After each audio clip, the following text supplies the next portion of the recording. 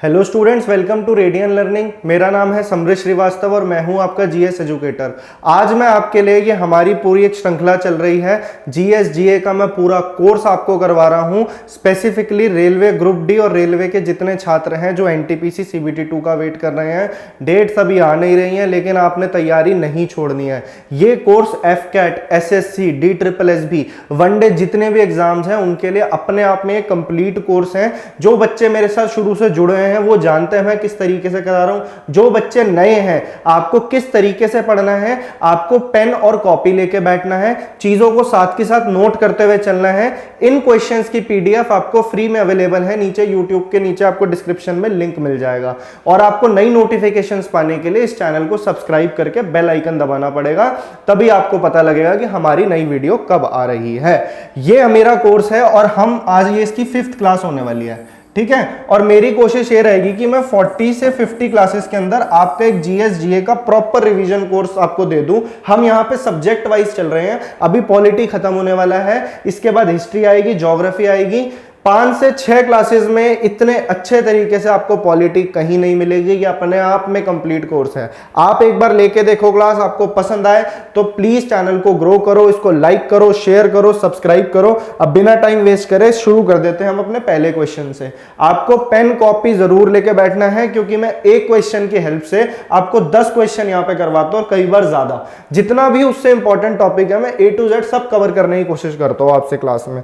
तो शुरू कर दो। ये पहला क्वेश्चन है, पहले खुद करो। Who is the current speaker of the Lok Sabha? Lok Sabha के वर्तमान अध्यक्ष कौन है? तो ये सवाल सिंपल सा है। अब हम ये देखते हैं कि इससे हम कितने सवाल कवर कर सकते हैं। ये सारे आपके पेपर में रिपीटेड क्वेश्चंस हैं। और कहां से लिए हैं मैंने? ग्रुप डी का एग्जाम, एनटीपीसी का एग्जाम, एएलपी एग्जाम, इस साल की 131 शिफ्ट हुई हैं, वहां से क्वेश्चंस उठाए हैं। तो ये सारे सवाल वहां से लाया हूं मैं। अब देखते हैं कि इससे और क्या क्या हम पढ़ सकते हैं। पहली चीज तो देखो, स्पीकर और डिप्टी स्पीकर ये दोनों लोकसभा के अंदर होते हैं, जबकि चेयरमैन और वाइस चेयरमैन जो होता है वो राज्यसभा के अंदर होते हैं। इनकी क्या पावर्स होती है, क्या होती है, वो मैं आगे बताऊंगा। अभी आप ये समझ लो कि इनका जो आर्टिकल इनसे रिलेटेड है हमारे कॉन्स्टिट्यूशन में, वो आर्टिकल 93 है। हम लाइन वाइज चल रहे हैं, इसलिए अगर आपने पहली क्लास नहीं ली है तो वहां से आप शुरू करो। अभी भी आप ये वाला लेक्चर देख सकते हो वैसे, अगर आपको थोड़ा बहुत बेसिक है, लेकिन आपको मैं सारी चीजें कवर करता हुआ चल रहा हूं। अब आ जाओ इस पे। देखो, स्पीकर और डिप्टी स्पीकर मैंने आपको बता दिया, ये है आर्टिकल 93, ठीक है। अब स्पीकर और डिप्टी स्पीकर जो इलेक्ट होता है ना, ये इलेक्ट होता है लोकसभा के अंदर से ही।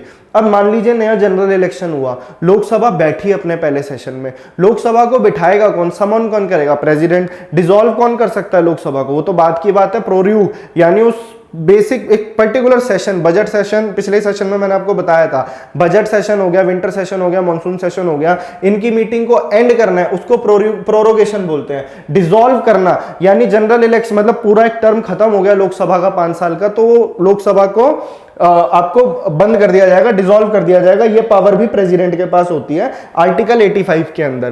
तो स्पीकर जो होता है, स्पीकर इलेक्ट किया जाता है लोकसभा के अंदर से ही। स्पीकर बेसिकली पूरा एक प्रिसाइडिंग ऑफिसर होता है लोकसभा का, जो सारे कार्य देखता है लोकसभा के, कि वहां पे किस तरीके से वोटिंग होगी, क्या रेजोल्यूशंस होंगे, और पूरा डेकोरम, पूरा डिसिप्लिन बना के रखता है। इसे न्यूट्रल रहना होता है और ये लोकसभा में से ही इलेक्ट होता है। तो ये तो हो गया इसका इलेक्शन प्रोसीजर की कहां से इलेक्ट होता है, लोकसभा के मेंबर करते हैं। इसको रिमूव कैसे किया जाता है? स्पीकर और डिप्टी स्पीकर को 14 दिन का प्रायर नोटिस दिया जाएगा। कोई प्रॉपर इंपीचमेंट नहीं है, 14 दिन का प्रायर नोटिस देंगे, उसके बाद में वोटिंग होगी और स्पीकर को इस तरीके से हटा सकते हो आप। अब स्पीकर से फैक्चुअल क्वेश्चन आपके पेपर में क्या बनता है? पहला तो ये कि अभी तो ओम बिरला है, तो ये लिखे आपके ओम बिरला। तो अभी कौन सी लोकसभा चल रही है? अभी लोकसभा चल रही है 17th लोकसभा है, अभी 17वीं, ठीक है। और सबसे पहली लोकसभा, फर्स्ट लोकसभा कब बैठी थी? तो इसकी डेट है 17 अप्रैल 1952। ये सबसे पहली लोकसभा थी। तो अभी स्पीकर है ओम बिरला। डिप्टी स्पीकर कौन है? मैंने ये सारी बातें आपको लास्ट क्लास में भी बताई हैं, फिर रिवाइज कर लो। डिप्टी स्पीकर है थंबी दुरई, थंबी दुरई, अभी प्रेजेंट में। और उस टाइम पे स्पीकर कौन थे? तो ये क्वेश्चन बहुत बार पेपर में आता है, जीबी मावलांकर। और उस टाइम पे डिप्टी स्पीकर कौन थे? M.A. अयंगर। लास्ट क्लास में मैंने ये सारी बातें आपको अच्छे से बताई हैं। ये हो गए स्पीकर से रिलेटेड कुछ फैक्ट्स। एक फैक्ट और, ऐसा कौन सा स्पीकर है जिसने अपने ऑफिस में रेजिग्नेशन दे दिया था? वो थे नीलम संजीवा रेड्डी। ये आगे जाके प्रेसिडेंट भी बने। प्रेसिडेंट से रिलेटेड जितने इंपॉर्टेंट फैक्ट्स हैं मैं आपको अपने पिछले लेक्चर्स में बता चुका हूं, उसी तरीके से एक फैक्ट और बता रहा हूं। ये आगे जाके प्रेसिडेंट बने, ये अनअपोज प्रेसिडेंट बने, इनके आगे कोई कंटेंडर था ही नहीं। नीलम संजीवा रेड्डी ने अपने स्पीकर का इस्तीफा अपनी पोस्ट से, ये एक लौते स्पीकर थे जिन्होंने रिजाइन किया था, और अपना रेजिग्नेशन स्पीकर किसको देता है? ये देता है डिप्टी स्पीकर को। तो ओथ किसके सामने ली जाती है और रिजाइन किसको दिया जाता है? मेन इंपॉर्टेंट ऑफिशियल्स का, president, vice president, governor, speaker. ये सारी चीजें मैंने एक टेबल की फॉर्म में आपको लास्ट टू लास्ट क्लास में मैंने आपको अच्छे से बताई है, तो जाके आप वो देखोगे, आपको सारी बातें समझ में आ जाएंगी। नेक्स्ट क्वेश्चन पे आ जाते हैं। हाँ जी, तो to whom are the council of ministers collectively responsible? मंत्री परिषद सामूहिक रूप से किसके प्रति उत्तरदायी है? मतलब इनकी रिस्पॉन्सिबिलिटी होती किसके लिए है, किसको जवाब देना होता है इनको? तो आप हमेशा ध्यान रखना पेपर में अगर काउंसिल ऑफ मिनिस्टर या फिर प्राइम मिनिस्टर इनसे रिलेटेड कोई भी आर्टिकल पूछ ले तो आर्टिकल 74 और 75 इनसे बाहर मत जाना। आपको मैं बढ़िया चीज बता रहा हूं, 74 या 75 इनसे रिलेटेड आर्टिकल है। आर्टिकल 74 क्या कहता है, अभी इस पे भी आऊंगा। आर्टिकल 74 कहता है कि there should be a prime minister and council of minister to aid and advise the president. मतलब कि प्रेसिडेंट जो भी डिसीजंस लेगा, एग्जीक्यूटिव डिसीजंस कोई भी ले रहा है, अटॉर्नी जनरल अपॉइंट कर रहा है, सीएजी कर रहा है, सुप्रीम कोर्ट का जज है, यूपीएससी मेंबर्स हैं, इलेक्शन कमिश्नर है, तो जिनको भी प्रेसिडेंट अपॉइंट कर रहा है या कोई भी डिसीजन ले रहा है, वो सारे डिसीजन आपको काउंसिल ऑफ मिनिस्टर और प्राइम मिनिस्टर ही उसे एडवाइस करते हैं, और ये एडवाइस उस पर बाइंडिंग होती है। ऐसा नहीं है कि वो उस एडवाइस को नकार सकता है, तो प्रेसिडेंट को वो बात माननी ही पड़ेगी। तो ये आता है आपका आर्टिकल 74 में से, अपनी लैंग्वेज में आप लिख सकते हो कि प्राइम मिनिस्टर और काउंसिल ऑफ मिनिस्टर एडवाइस करते हैं प्रेसिडेंट को कुछ भी डिसीजन लेने से पहले। आर्टिकल 75 का पर्टिकुलरली जो 1 आता है, इतना डीप ग्रुप डी के अंदर नहीं आएगा, लेकिन आपको 75 याद रखना है। अब 75 आर्टिकल क्या कहता है, उसका जो पहला भाग है वो ये कहता है कि देखो प्राइम मिनिस्टर को कौन अपॉइंट करेगा? प्रेसिडेंट करेगा, है ना। और ऐसी मर्जी से प्रेसिडेंट किसी को भी पीएम नहीं बना सकता। जो लोकसभा का पॉपुलर लीडर होगा, जो मेजॉरिटी में मान लीजिए गवर्नमेंट है, उसका जो लीडर होगा उसको ही प्रेसिडेंट पीएम बनाएगा। और president he council of ministers को भी अपॉइंट करता है, और ये काउंसिल ऑफ मिनिस्टर्स की लिस्ट प्राइम मिनिस्टर देता है प्रेसिडेंट को कि ये यहां से गई, काउंसिल ऑफ मिनिस्टर पीएम बोलता है ये मेरा मंत्रिमंडल है, ये लोग हैं, इनको आप आगे जाओ। प्रेसिडेंट को बोलता है कि आप इनको ही नॉमिनेट, इनको ही इलेक्ट करो, इन्हों ही अपॉइंट करो काउंसिल ऑफ मिनिस्टर के लिए। काउंसिल ऑफ मिनिस्टर्स की स्ट्रेंथ कई बार पेपर में पूछ ली जाती है, जो हाउस की स्ट्रेंथ है उसके 15% से ज्यादा एक्सीड नहीं करनी चाहिए। तो ये बात आप ध्यान रखना कि 15% टोटल काउंसिल ऑफ मिनिस्टर की स्ट्रेंथ रह सकती है, इससे ज्यादा नहीं रह सकती। आर्टिकल 75 के दूसरे भाग में यह बात लिखी है कि काउंसिल ऑफ मिनिस्टर मंत्री परिषद सामूहिक रूप से लोकसभा के प्रति उत्तरदायी है। यह बात आप ध्यान रखोगे।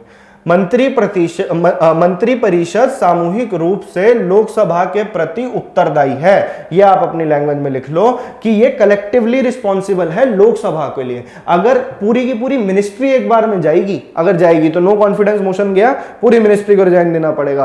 कोई भी अपना पर्टिकुलर प्राइवेट कोई रिमार्क नहीं दे सकता, पूरी रिस्पॉन्सिबिलिटी होती है, कलेक्टिवली रिस्पॉन्सिबल होते हैं लोकसभा के लिए। समझ गए? ये था आपका क्वेश्चन। अब नेक्स्ट पे आ जाते हैं, देखते हैं उससे हम और क्या निकाल सकते हैं।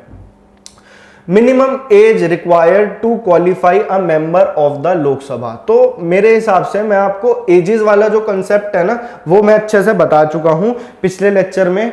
सब कुछ ऑलमोस्ट अभी तो एंड की कगार पे है कि आपका पॉलिटी पूरी तरह से वाइंड अप हो गया है। कोई भी एग्जाम उठा लो, ज्यादातर चांसेस है 99% क्वेश्चन आपको इसी कोर्स में से मिलेंगे। ये कोर्स बहुत फायदेमंद है आपके लिए। आप एक बार शांति से बैठ के से देखो, अगर नहीं रिजल्ट आए तो बोलना, आपको खुद पता लगेगा हाँ हमें एक सेंस ऑफ कंप्लीशन आ रहा है। हमारा जीएस तो इनफाइनाइट है, आपको भी पता, जितना मर्जी पढ़ते रहो कभी खत्म नहीं होगा। लेकिन हमने वही टारगेट बना के वही क्वेश्चंस मैं आपके लिए लेके आया हूं, वही फैक्ट्स दे रहा हूं जो पेपर में बार बार पूछे जाते हैं। प्रॉपरली प्लानिंग के साथ हमने स्टडी करनी है। अब ये तो मैं आपको एजेस का बता चुका हूं कि इसके लिए 25 साल उम्र होनी चाहिए, लेकिन अब लोकसभा से रिलेटेड हम क्या क्या इंफॉर्मेशन निकाल सकते हैं जो पेपर में बार बार पूछी जाती है, तो उधर आ जाते हैं। पहली चीज, लोकसभा जो है वो आर्टिकल 81 के अंदर आता है, पार्लियामेंट आता है 79 के अंदर, फिर आता है राज्यसभा 80 के अंदर, फिर आता है लोकसभा 81 में। राज्यसभा को कहते हैं अपर हाउस। ये सारी बातें मैं आपको वैसे बता चुका हूं, फिर से बता रहा हूं रिवाइज कराने के। लोकसभा को कहते हैं लोअर हाउस, क्योंकि ये लोअर चैम्बर में होता है। अब ये आ गया आपका लोअर हाउस। अब लोकसभा से रिलेटेड आपको क्या बातें ध्यान रखनी है? पहली बात इसकी कि भैया 530 मेंबर स्टेट से इलेक्ट होके आते हैं। स्टेट्स की अलग अलग कॉन्स्टिट्यूएंसी होती हैं, अलग अलग सीट्स होती हैं, वहां से हम उनके डायरेक्ट इलेक्शन करते हैं। हम लोग, जो लोग 18 साल से ऊपर के हैं, वो वोट डालते हैं, फिर वो वहां जाके उस पर्टिकुलर स्टेट से इलेक्ट होके यहाँ पे आते हैं। यूनियन टेरिटरी से 20 और 2 एंग्लो इंडियन कम्युनिटी के हुआ करते थे। अभी ये प्रावधान खत्म कर दिया। अच्छा, एंग्लो इंडियन कम्युनिटी के मेंबर्स को कौन अपॉइंट करता था? तो वो प्रेसिडेंट करता था। ये बात आपको ध्यान रखनी है। और ये कौन से आर्टिकल के अंदर आता था? ये 331 में आता था। 2020-2019 के बीच में 104th अमेंडमेंट एक्ट आई। अब इस अमेंडमेंट एक्ट के तहत क्या डिसीजन हुआ कि ये एंग्लो इंडियन वाला प्रावधान हम खत्म कर रहे हैं।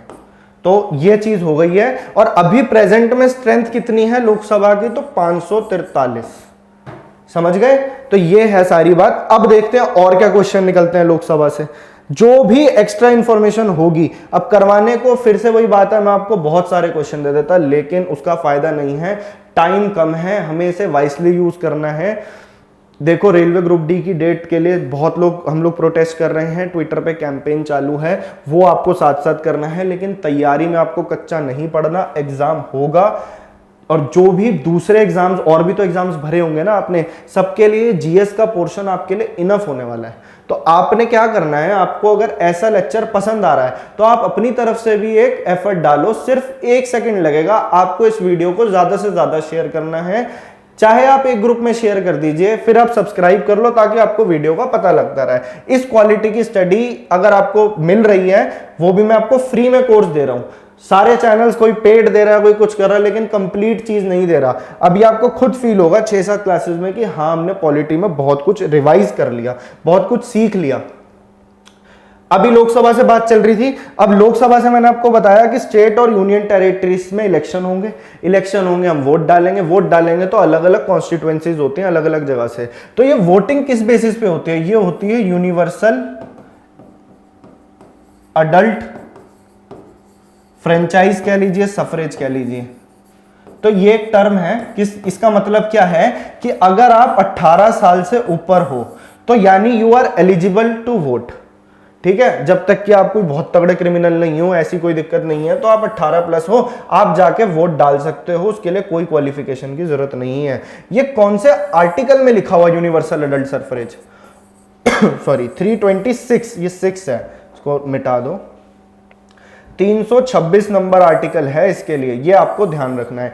इस आर्टिकल में चेंज कब किया गया था और क्या चेंज किया गया था? देखो, पहले वोट डालने की उम्र होती थी 21 साल, इसको रिड्यूस करके टू 18 किया गया। पहली चीज कब किया गया? 1989। कई बार पेपर में 1988 भी हो सकता है, क्योंकि तभी अमेंडमेंट आया था, लागू हुआ था 89 से। तो ये कौन सी अमेंडमेंट थी? ये 61st अमेंडमेंट एक्ट थी। 61st अमेंडमेंट एक्ट, 61वां संशोधन बिल आया था। उसके अंदर यह बात आई थी कि अब उम्र 21 से घट के 18 हो जाएगी। ये जो मैं आपको एक्स्ट्रा फैक्ट्स बता रहा हूं, इसके ऊपर बहरे मत हो जाना। ये मत समझना कि ये इंपॉर्टेंट नहीं है, ये अपनी कॉपी में लिख लो। ये सारी बातें हजारों बार आपके पेपर में रिपीट होके आई हैं, कहीं भी ढीले मत पड़ना। एक्स्ट्रा बातें नहीं है, ये वही है जो पेपर में आता है बार बार। 21 से 18 हुई, 326 आर्टिकल रिलेटेड है, उम्र को घटा दिया गया 61वें अमेंडमेंट से। अभी मैंने आपको बताया कि डिफरेंट कॉन्स्टिट्यूएंसीज होती है, तो पेपर में कई बार इस तरीके का सवाल बन जाता है कि मान लीजिए यूपी में कितनी सीट्स हैं लोकसभा की, ठीक है। अब इस टाइप के क्वेश्चन, कौन सी स्टेट से कितनी सीट्स हैं, सब याद करना आसान नहीं है एग्जाम पॉइंट ऑफ व्यू से। सिर्फ मैं वही आपको याद करा रहा हूं जो पेपर में बार बार लगातार पूछी जाती हैं, तो उतना तो याद कर जाना। लोकसभा से मैं अब आपको बता रहा हूं कौन से स्टेट की कितनी सीट्स हैं। यूपी से आप मान लीजिए 80 सीट्स हैं, 80 सीट्स हैं, आप ध्यान रखोगे। महाराष्ट्र से लोकसभा में, इसका मतलब यह हुआ कि यूपी की पॉपुलेशन सबसे ज्यादा है, इसलिए वहां से रिप्रेजेंटेटिव जो जाके बैठने वाले हैं आपके बिहाफ में लोकसभा के अंदर, तो वो भी ज्यादा होंगे। महाराष्ट्र की सेकंड नंबर पे आती है 48, ठीक है। वेस्ट बंगाल की तीसरे नंबर पे 42। इतना तो याद रखना। इसके अलावा देखो तमिलनाडु की कई बार पूछी है, इसलिए मैं लिखवा रहा हूं 39। गुजरात की जो पूछी है ना बार बार, सिर्फ वही बता रहा हूं मैं, इसकी याद रखना आप 26। उत्तराखंड की, ये ग्रुप डी के अंदर ही देखा था मैंने क्वेश्चन, वहीं से लेके आपके लिए। उत्तराखंड की है 5 सीटें। अब कम सीटों का देख लेते हैं। देखो दिल्ली इंपॉर्टेंट है, दिल्ली से लोकसभा में 7 मेंबर जाते हैं, टोटल 7 कॉन्स्टिट्यूएंसी हैं दिल्ली के अंदर जो लोकसभा में जाएंगे। दिल्ली की विधानसभा में 70 सीटें हैं जो विधानसभा इलेक्शंस होते हैं। दिल्ली से 7 सीटें हैं।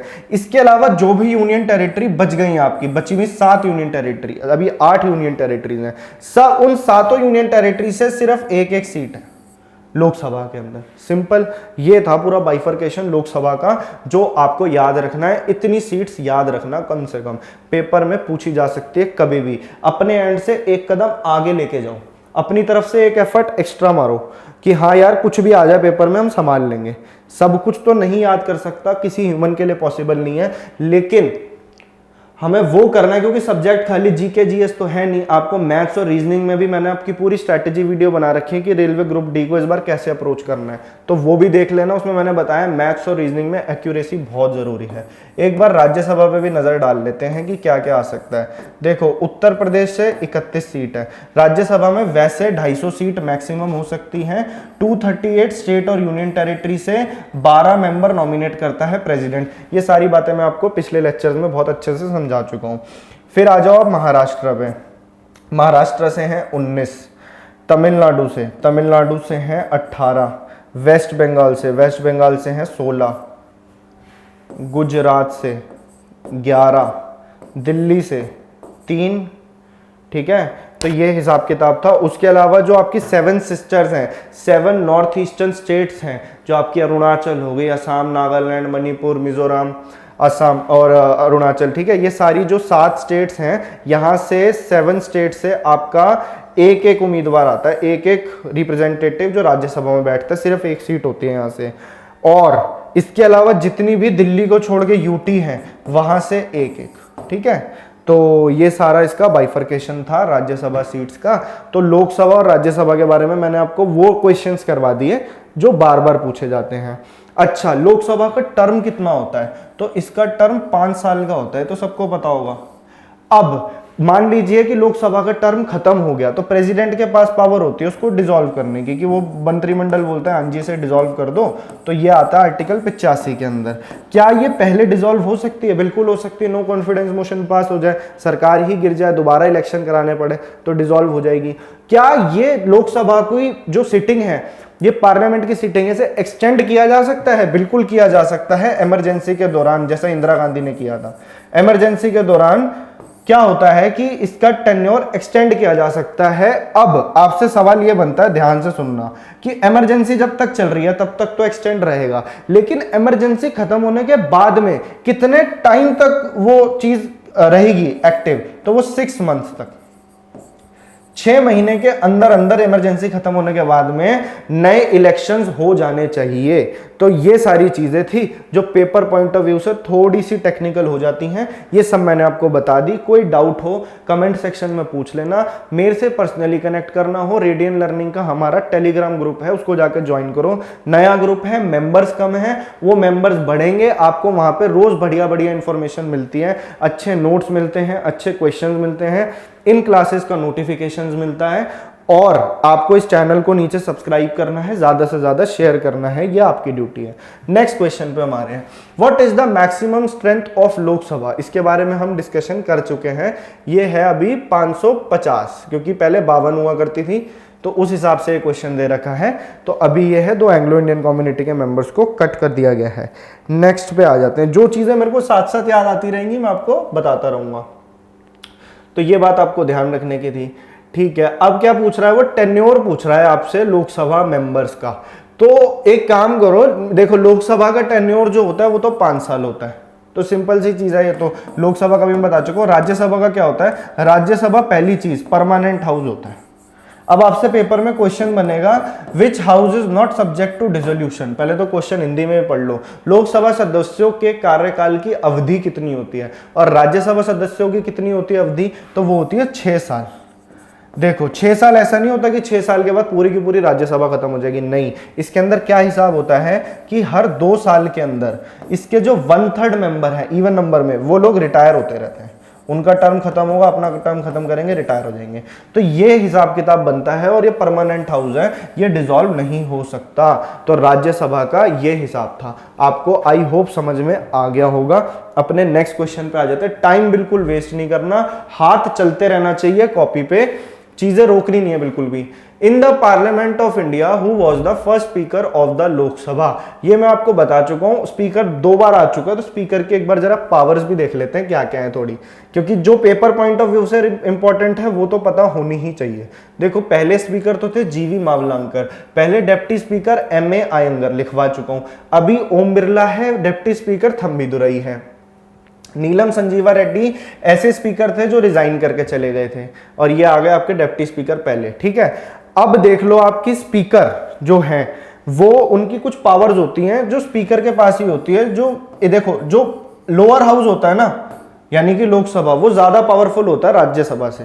किन मामलों में होता है, तो स्पीकर की भी पावर थोड़ी सी ज्यादा होती है। अब इसकी क्या क्या पावर्स होती हैं जो आपके एग्जाम में पूछी जाती हैं, वो आपको ध्यान रखनी है। स्पीकर एक तो पूरे हाउस को, हाउस की मीटिंग अरेंज करता है, उसके ऊपर प्रिसाइडिंग ऑफिसर होता है, वहां का डिसिप्लिन कैसा है, डेकोरम कैसा है, उसको मेंटेन करता है, अलग अलग मोशंस लाता है, रेजोल्यूशंस लाता है, ये तो इसका काम है बेसिकली स्पीकर का। लेकिन अब इसकी एक्स्ट्रा पावर क्या है जो राज्यसभा स्पीकर के पास में नहीं होती। पहली चीज तो ये कि ये जॉइंट सिटिंग होती है। अभी बताता हूं क्या होती है जॉइंट सिटिंग।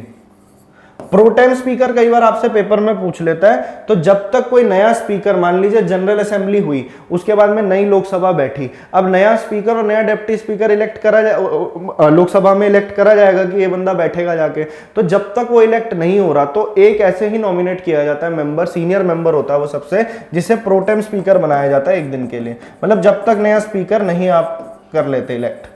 तो ये काम होता है प्रोटेम स्पीकर का। अब आ जाते हैं इस पे, मान लीजिए लोकसभा से एक बिल पास हुआ, राज्यसभा से वो बिल पास नहीं हुआ, इस सिचुएशन को बोलते हैं डेडलॉक। अब डेडलॉक लग गया तो दूसरे राज्यसभा से भी पास होना चाहिए, तो इसके लिए प्रेसिडेंट क्या करता है, जॉइंट सिटिंग अरेंज करता है आर्टिकल 108 के अंदर। आर्टिकल 108 में लिखा है joint sitting of the parliament. ये जॉइंट सिटिंग प्रेसिडेंट बुलाएगा, लेकिन इस जॉइंट सिटिंग पे जो प्रिसाइडिंग ऑफिसर होगा वो होगा आपका स्पीकर। अंडरस्टूड? ये होती है पावर एक तो एक्स्ट्रा स्पीकर की। दूसरी बात, अगर हाउस के अंदर कोरम नहीं है, अभी ये क्या चीज है, क्या होता है ना कि हाउस की कुछ स्ट्रेंथ है, अब उसके अंदर से जो प्रेजेंट मेंबर्स हैं उनकी जो स्ट्रेंथ है उस दिन जिस दिन सेशन हुआ है वो 1/10 से भी कम है, यानी 10% से भी कम लोग आए हैं, तो अब क्या करेगा वो फिर मीटिंग करके, तो वो हाउस को एडजर्न कर देता है। एडजर्न का मतलब मैं आपको बता देता हूं, एडजर्न करना मतलब उस पर्टिकुलर मीटिंग को एंड करना, पूरे के पूरे सेशन को एंड करने को प्रोरोगेशन बोलते हैं, लेकिन एडजर्न करने को बोलते हैं उस मीटिंग को खत्म कर देना। एडजर्नमेंट मोशन इससे अलग होता है।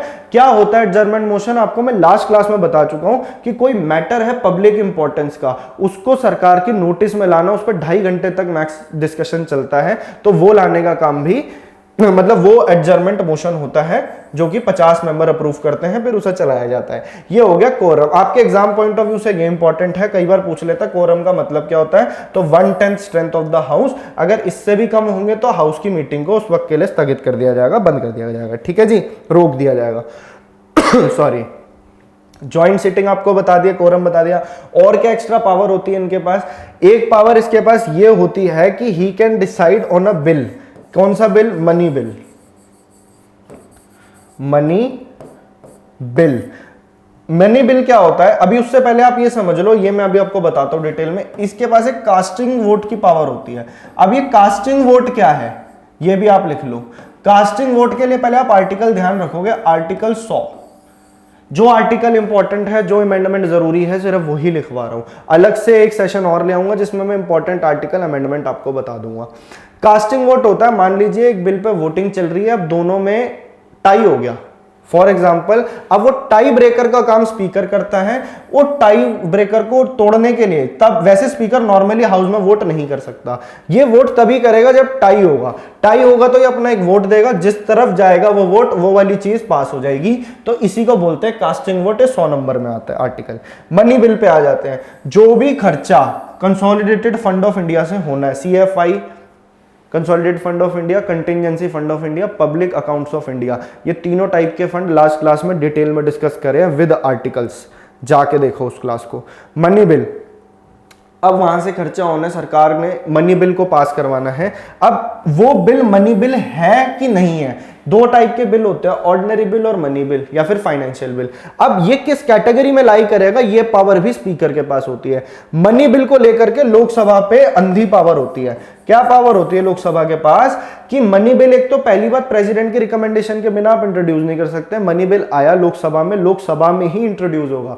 बाय चांस अगर लोकसभा के अंदर मनी बिल पास नहीं हुआ तो समझ जाना सरकार हट जाएगी। अब उसमें कॉन्फिडेंस खो चुका है लोगों का अब, लेकिन ऐसा नहीं होता, मनी बिल पास होगा। अब लोकसभा से जब वो मनी बिल पास होगा, जब वो राज्यसभा में जाएगा, तो राज्यसभा से भी नॉर्मली बिल पास होता है, लेकिन मनी बिल को लेकर के ऐसी पावर नहीं होती। राज्यसभा को वो बिल पास करना ही पड़ेगा 100%। ज्यादा से ज्यादा वो उस बिल को अपने पास 14 दिन तक रोक सकता है। 14 दिन में अगर उसने पास नहीं किया तो उसकी परमिशन की जरूरत ही नहीं है। The bill is deemed to be passed. Rajya Sabha ज्यादा से ज्यादा रिकंसिडरेशन के लिए भेज सकता है। वो कहता है कि एक काम करो कि हमें ये चीजें थोड़ी सी मनी बिल में सही नहीं लग रही, इसे आप रिकंसिडर कर लो। मर्जी है लोकसभा की कि वो उस कंसिडरेशन को माने या ना माने। नहीं मानी तब भी पास हो जाएगा, मान ली तब भी पास हो जाएगा। तो मनी बिल के लिए सारी पावर लोकसभा के पास होती है। तो इसके अंदर सबसे ज्यादा पावरफुल स्पीकर हो जाता है। स्पीकर ही डिसाइड करता है कि बिल मनी बिल होगा या नहीं होगा। देख लो, आपको मैंने कितनी सारी चीजें बता दी एक ही क्वेश्चन की हेल्प से। अगर लेक्चर अच्छा लग रहा है तो लाइक हो जाना चाहिए, शेयर कर दो ज्यादा से ज्यादा। अब मैं आपके लिए सोच रहा हूं कि एक बार ये थोड़ा सा चल रही है हमारी क्लासेस, साथ साथ मैं आपके लिए जो नए पेपर की नोटिफिकेशंस आती हैं वो भी लेके आऊं। अगर आपको ऐसी नोटिफिकेशंस चाहिए, एग्जैक्टली उसकी क्या स्ट्रेटजी होगी, क्या सिलेबस होगा, अगर आप चाहते हो उसको मैं डिस्कस करूं प्रॉपरली, तो नीचे कमेंट सेक्शन में जरूर बताना। What is the total number of members in Lok Sabha who are directly elected by the people from various constituencies? ठीक है, तो अब उसने पूछा है लोकसभा में उन सदस्यों की कुल संख्या कितनी है जिन्हें राज्यों के विभिन्न चुनाव क्षेत्रों के सीधे जनता द्वारा चुना गया है। अच्छा, तो मतलब कि ये पूछ रहा है कॉन्स्टिट्यूएंसी से। ठीक है, तो अभी तो 550 मेंबर हैं जो कॉन्स्टिट्यूएंसी से इलेक्ट होकर के आते हैं। स्टेट से 530 हैं, यूनियन टेरिटरी से 20 हैं। फिलहाल लोकसभा की जो स्ट्रेंथ है वो इतनी है। तो ये क्वेश्चन था, ये मैं पिछले क्वेश्चन में बता चुका हूं, तो इस पे इतना बड़ा डिस्कशन नहीं बनता था। कोरम भी मैंने आपको बता दिया, 1/10 ना। हाँ, लोकसभा की बैठक के गठन के लिए आवश्यक कोरम हिंदी में ऐसे लिखा है, सदन के कुल सदस्यों का डैश भाग होता है, तो 10वां भाग होता है, 10th। तो इसके बारे में मैंने आपको सारी चीजें बता दी, इसमें इतना कुछ है नहीं जानने के लिए। पिछले ही क्वेश्चन में मैं सारी बातें कवर कर चुका हूं। Speaker of the Lok Sabha Sumitra Mahajan represents which constituency? Lok Sabha की अध्यक्ष सुमित्रा महाजन किस निर्वाचन क्षेत्र का प्रतिनिधि करती हैं? ये क्वेश्चन मैंने आपके ग्रुप डी 2018 वाले से लिया है, इसीलिए ये सुमित्रा महाजन की बात कर रहा है। कोई नहीं, हम ये भी पढ़ लेते हैं, जो अभी हैं उनकी कॉन्स्टिट्यूएंसी भी पढ़ लेते हैं। देखो, तो शुरू से शुरू करते हैं। जो पहले हमारे स्पीकर थे, फर्स्ट स्पीकर GV मावलांकर, इन्होंने कहां से चुनाव लड़के आए थे, कौन सी इनकी कॉन्स्टिट्यूएंसी थी? तो इनकी आपको ध्यान रखनी है, अहमदाबाद। ठीक है, याद रखना, पूछा जाएगा पेपर में। अभी सुमित्रा महाजन कौन से नंबर की लोकसभा स्पीकर थी? ये 16th लोकसभा स्पीकर थी। सबसे पहली महिला लोकसभा स्पीकर कौन रही है? मीरा कुमारी। अब सुमित्रा महाजन जो थी, सुमित्रा महाजन अभी जिनकी बात हो रही है, इनकी कॉन्स्टिट्युएंसी थी इंदौर। इंदौर, तो आपका आंसर हो गया इंदौर। अभी 17th लोकसभा चल रही है। फर्स्ट लोकसभा 17 अप्रैल 1952, ये बात ध्यान रखना। 17th लोकसभा के स्पीकर हैं ओम बिरला,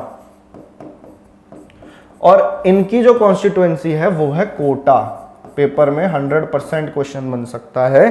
तो ये थी इंपॉर्टेंट बात इस क्वेश्चन के बारे में। ये एक्स्ट्रा चीजें थी जो मैंने बता दी। नेक्स्ट पे आ जाते हैं। हैंडराइटिंग समझ में आ रही है तो इसका स्क्रीनशॉट भी ले सकते हो, लेकिन मैं यही चाहूंगा आप अपने नोट्स खुद बनाओ। Which state has the second highest number of seats in Lok Sabha? Lok Sabha में कौन से राज्य की सीटों की संख्या दूसरे स्थान पर है? पहले पे उत्तर प्रदेश है और दूसरे पे महाराष्ट्र है। ऑप्शन में गलत दे रखा है, महाराष्ट्र नहीं है ना इसमें। तीसरे में वेस्ट बंगाल है। तो ये बात आप ध्यान रखोगे, वो मैंने लिखवा दी है सीट्स, वहां से आपका एक क्वेश्चन बन जाएगा।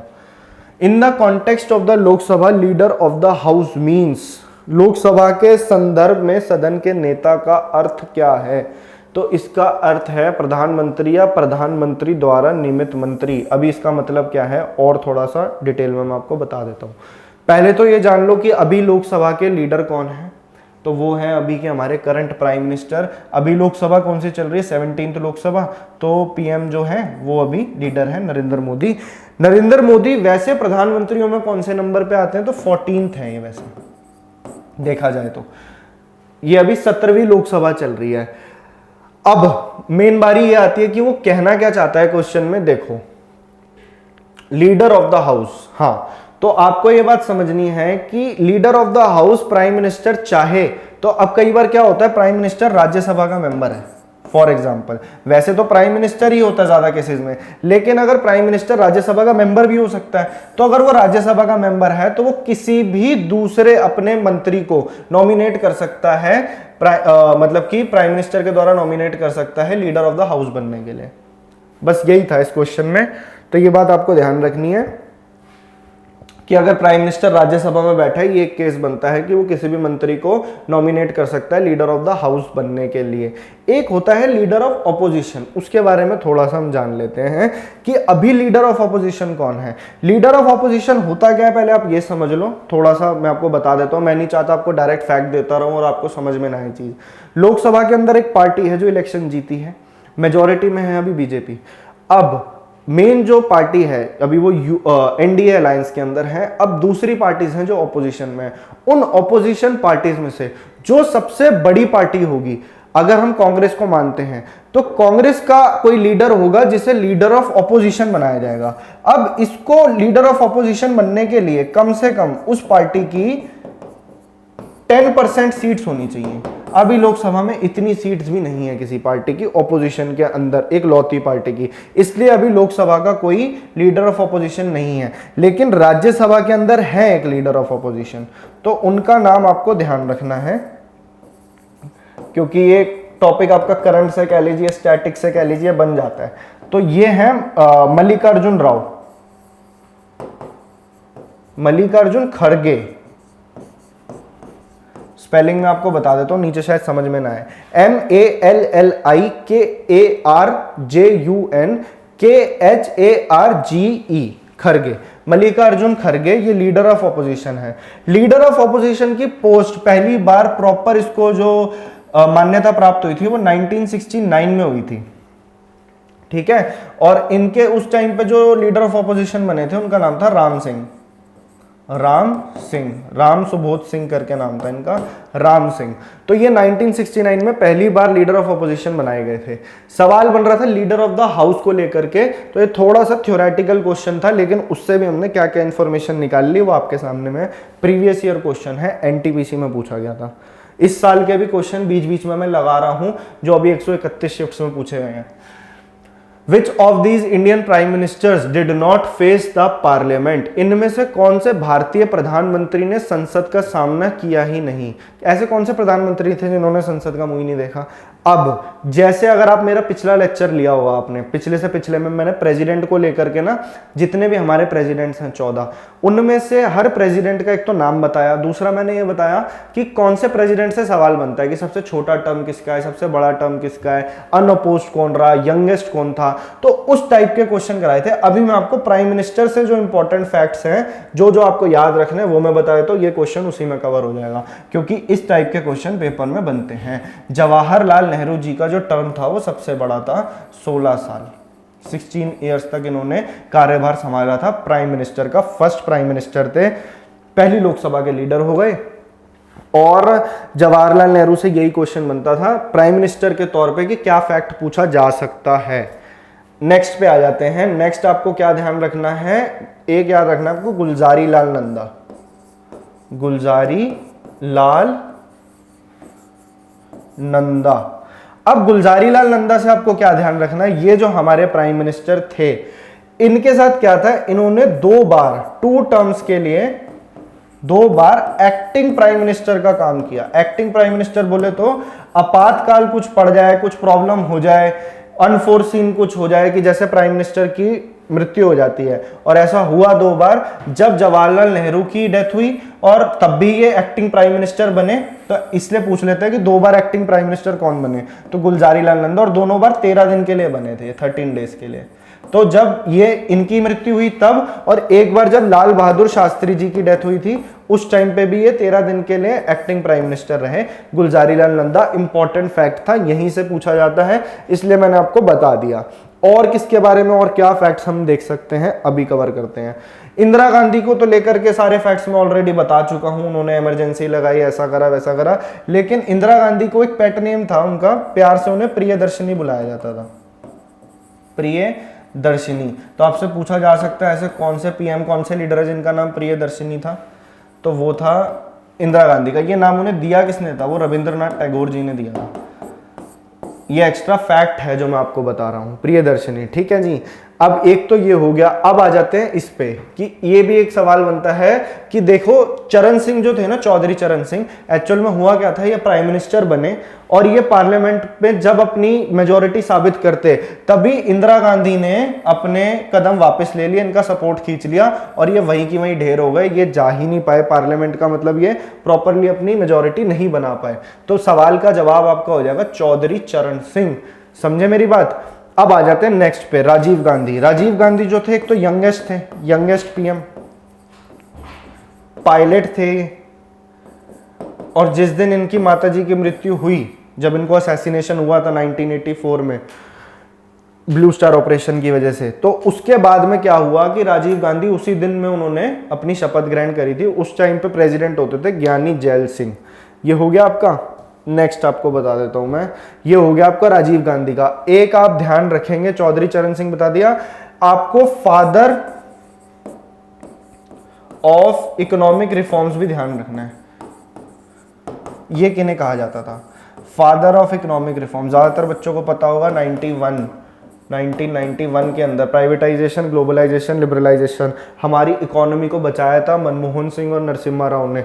तो पीवी नरसिम्हा राव को ये नाम दिया गया, पीवी नरसिम्हा राव, ठीक है। इसके अलावा और क्या फैक्ट पूछा जा सकता है, और कौन से प्रधानमंत्री इंपॉर्टेंट है, अटल बिहारी वाजपेयी, ग्रेट लीडर अटल बिहारी वाजपेयी, ठीक है।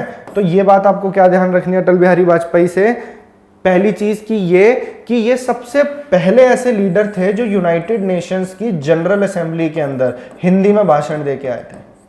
कितनी बड़ी बात है ये, जो आज हम इंग्लिश को इतना सपोर्ट करते हैं, इन्होंने यूनाइटेड नेशन की जनरल असेंबली को संबोधित किया था पूरी तरीके से, वहां पे हिंदी में इन्होंने अपना पूरा भाषण दिया था। तो यही इंपॉर्टेंट फैक्ट्स थे पीएम से जो आपके एग्जाम में पूछे जा सकते हैं। मैंने सोचा एक क्वेश्चन की हेल्प से जो जो है इंपॉर्टेंट वो चीजें मैं आपको करवा दूं। तो ये क्वेश्चन था, हो गया आपका। नेक्स्ट पे आ जाते हैं। Who among the following served the longest period as the Prime Minister of India? 16 years। देखा, अब एक क्वेश्चन से हमने सारे आपके इस टाइप के क्वेश्चन पूछे जाते हैं आपके पेपर में। A person who is not a member of both houses of the parliament can be appointed as a member of the council of minister, but he can be a member of either house of the two houses dash will be। अभी समझाता हूँ क्या है ये। एक व्यक्ति जो संसद के दोनों सदनों का सदस्य नहीं है उसे मंत्री परिषद के सदस्य के रूप में नियुक्त किया जा सकता है, किंतु उसे दोनों सदनों में से किसी एक का सदस्य डैश में होना होगा। कितने टाइम में होना होगा? वो क्या बोल रहा है कि मान लीजिए कि कोई इलेक्शन नहीं जीता अब, लेकिन उसकी पार्टी जीत गई। अब वो खड़ा हुआ था इलेक्शन में, जैसे ममता बनर्जी के साथ हुआ। उन्होंने बंगाल में इलेक्शन जीता, नंदीग्राम से उनकी सीट थी, वो हार गई।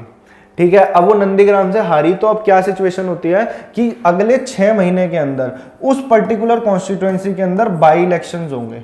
ठीक है, अब वहां से उसके पास ये टाइम है कि या तो वो पर्टिकुलर लीडर, ये स्टेट की बात हो रही थी, मैं सेंटर की बता रहा हूं, अगर उसे काउंसिल ऑफ मिनिस्टर बनना है, प्राइम मिनिस्टर बनना है, तो वो रहेगा, लेकिन 6 महीने के अंदर उसे अपने आप को इलेक्ट होकर के आना पड़ेगा, चाहे वो लोकसभा में आए चाहे वो राज्यसभा में आए। तो क्वेश्चन आपसे यही बात बोल रहा था, ये आर्टिकल 75 के 5वें भाग में। हाँ ठीक है, तो ये चीज वहां लिखी हुई है कि आपका क्या सीन है कि अगर आप काउंसिल ऑफ मिनिस्टर में आना चाहते हैं, आप जीत चुके हैं, आपकी पार्टी जीत चुकी है, तो लेकिन आपको सीट अभी आपको अलॉट कर दी गई, you have become a prime minister और द काउंसिल ऑफ मिनिस्टर, अगले 6 महीने के अंदर आपको इलेक्ट होके आना ही पड़ेगा, नहीं तो आपसे प्राइम मिनिस्टरशिप या मिनिस्टर आपसे छीन लिया जाएगा ये पद आपसे। Next, who appoints the controller and auditor general of India? Bharat के नियंत्रक और महालेखा परीक्षक किसके द्वारा नियुक्त किया जाता है? हिंदी में तो बड़ा भारी नाम है यार इसका, लेकिन अभी मैं आपको इसको कई बार बता चुका हूं। देखो, CAG, attorney general, UPSC members, ठीक है, सुप्रीम कोर्ट जज, हाई कोर्ट जज, ये सब जो है अपॉइंट करते हैं प्रेसिडेंट। आपके पिछले लेक्चर में विद आर्टिकल्स में बता चुका हूं, इसको एक बार और देख लेते हैं, रिवाइज का रिवाइज, क्योंकि रिवीजन लेक्चर ही है ये। CAG article 148। अभी कौन है सीएजी? गिरीश चंद्र मुर्मू। कौन से नंबर के हैं ये? 14th। फटाफट लिखते जाओ। 13th कौन थे? 13th थे राजीव महर्षि।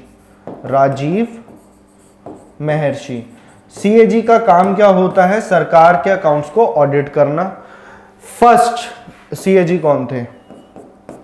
ये भी आप ध्यान रखना, स्टैटिक से बन सकता है क्वेश्चन। वी नरहरि राव। ये बात आपको ध्यान रखनी है। पहले सीएजी बता दिए, आखिरी बता दिए, इससे पहले कौन थे वो बता दिए।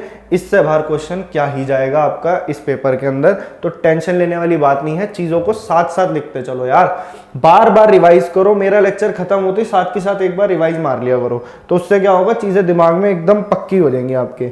अभी 1-2 लेक्चर और बचे हैं, फिर आपका पॉलिटी खत्म हो जाएगा। मेरा टारगेट मैं आपको बता चुका हूँ, 40 से 50 के अंदर आपको पूरा जीएस का ऐसा मैं जिस्ट दे दूं कि हाँ आपको लगे कि अब हम फेस कर सकते हैं एग्जाम को अच्छे से, कॉन्फिडेंस के साथ। ऐसे नहीं कि कई बार होता है पेपर में यार कहां से कुछ भी आ जाए, ये वो ट्रेंड के क्वेश्चन हैं जो बार बार रिपीट होते हैं आपके पेपर में, उतना तो तैयार करें ना हम। Who among the following was not a chief minister before becoming the prime minister of India? तो एक काम करते हैं इस क्वेश्चन को करने के लिए, पहले क्वेश्चन हिंदी में भी पढ़ लो। निम्नलिखित में से कौन भारत के प्रधानमंत्री बनने से पहले एक मुख्यमंत्री नहीं थे? तो हम पहले देख लेते हैं कौन कौन मुख्यमंत्री थे, तो क्वेश्चन का आंसर अपने आप निकल जाएगा। हमेशा के लिए प्रॉब्लम सॉल्व कि हम सारे देख लेते हैं कौन कौन मुख्यमंत्री थे।